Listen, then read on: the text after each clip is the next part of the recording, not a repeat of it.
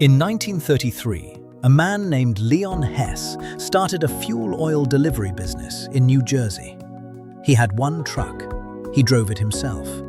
Over the next 5 decades, he built one of the most recognized gas station brands in America. The Hess name went on over 1,300 stations across the East Coast. Generations of American families stopped at Hess on road trips, before work, on the way home. The brand was trusted. The pumps were clean. The stations were well run. Hess became one of America's most recognized energy companies. And in 2014, Hess sold its retail gas station business to Marathon Petroleum's Speedway. Not because the locations were bad, not because customers stopped filling up, but because the math of selling gasoline, even at massive scale, could no longer justify the capital required to keep doing it. One of the most iconic fuel brands in American history decided that selling gas was not worth it anymore. And if Hess, with 1,300 stations and 80 years of brand recognition, walked away from the pump, you need to understand exactly why. Because the same math is working against every gas station owner you see today. So, you want to own a gas station. Cars pull in all day. Every driver needs fuel. The pump runs constantly. At $3.50 a gallon and thousands of gallons sold every day, the revenue sounds automatic. And that is exactly where the thinking breaks down. Because needing a product and profiting from it are two completely different things. Subscribe if you enjoy calm business breakdowns that reveal the hidden numbers behind businesses that look easy from the outside. First, understand that gas stations are not one business. They are 3 completely different businesses wearing the same sign. A small independent corner station costs $200,000 to $500,000 to buy or build. One owner, one shift, local regulars. A mid-sized branded dealer station, Shell, BP, ExxonMobil, costs $500,000 to $1.5 million. You sell their fuel, follow their rules, and pay their franchise fees. In many dealer models, you operate more as a licensed distributor than a true independent owner.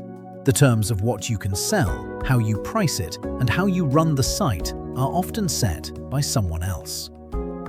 And then there are the highway travel centers. Pilot, Love's, Buc-ee's.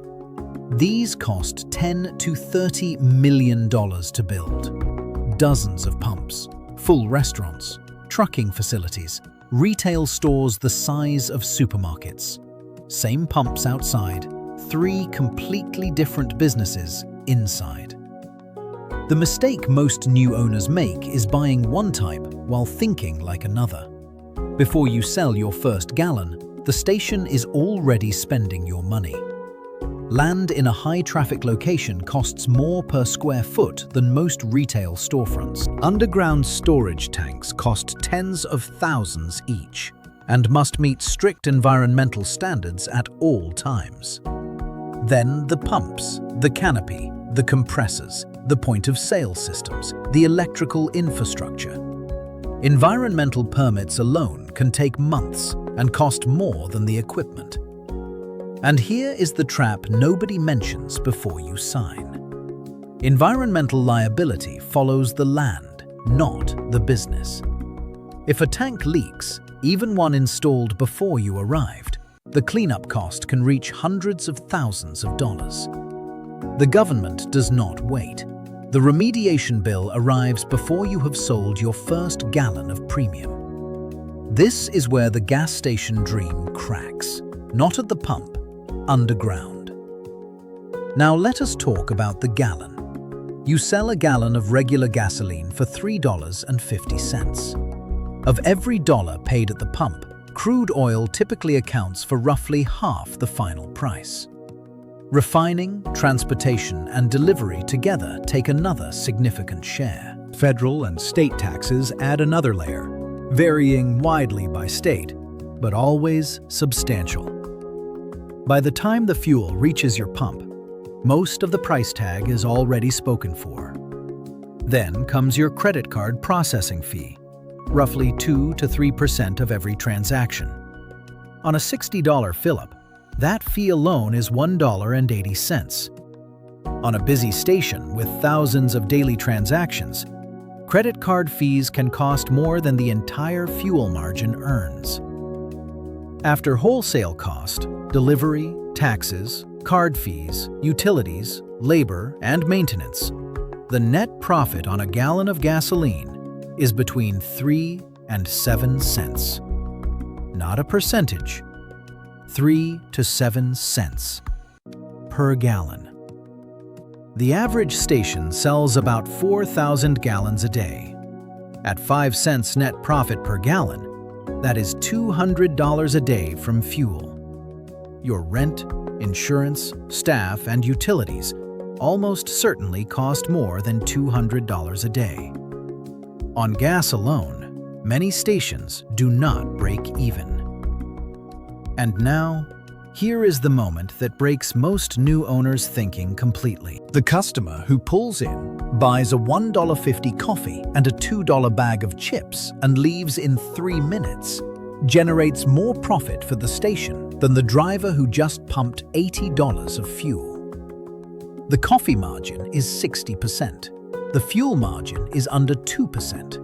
The person who barely stopped is worth more than the person who filled the tank. The pump is not the business. The pump is the advertisement. Now the percentages, and these hold true whether you operate in America, UK, or anywhere fuel is sold.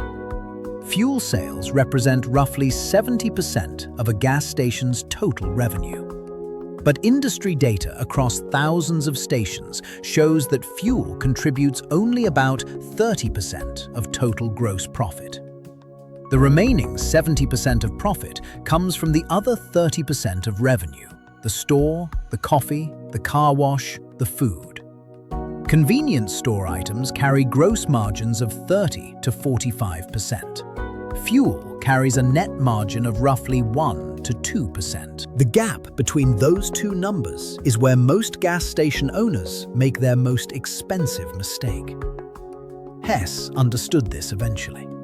Its exploration and production division generated far stronger returns than its retail fuel network. So the corporation made the rational decision, sold the pumps, kept the oil. The math made the call, not sentiment.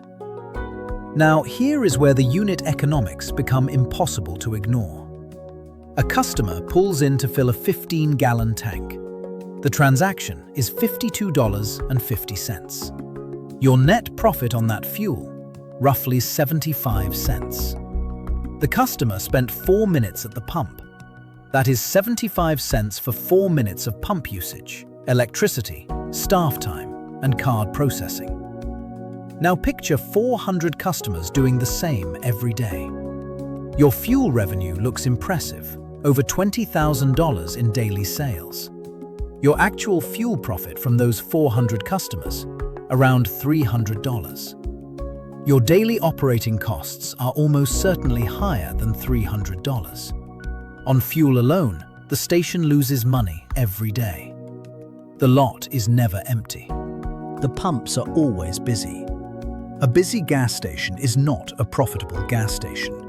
A busy gas station is a loss hidden inside a moving picture of cars. Now here is what most customers never notice, but every profitable station owner designs deliberately. The coffee machine is never near the door.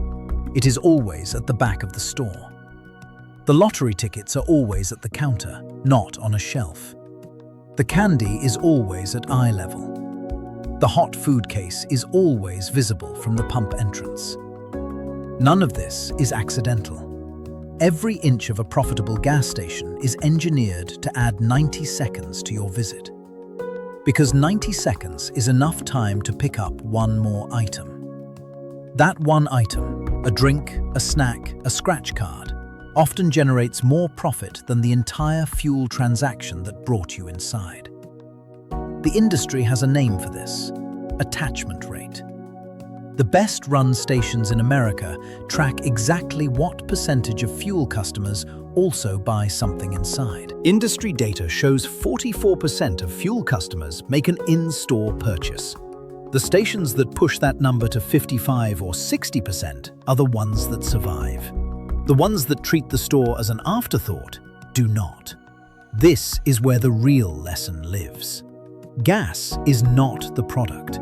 The stop is the product. Every time a driver pulls in, they are not just buying fuel, they are making a 2-minute decision about their life. Where they stop, how long, what else they buy. The companies that understand this do not compete on price per gallon. They compete on what happens after the customer gets out of the car. Coffee that is ready, food that is fast, a store that is clean and easy, a loyalty app that remembers the order. That is what Wawa built in the Mid-Atlantic. That is what Sheetz built across the American South. That is what Buc-ee's built in Texas and beyond.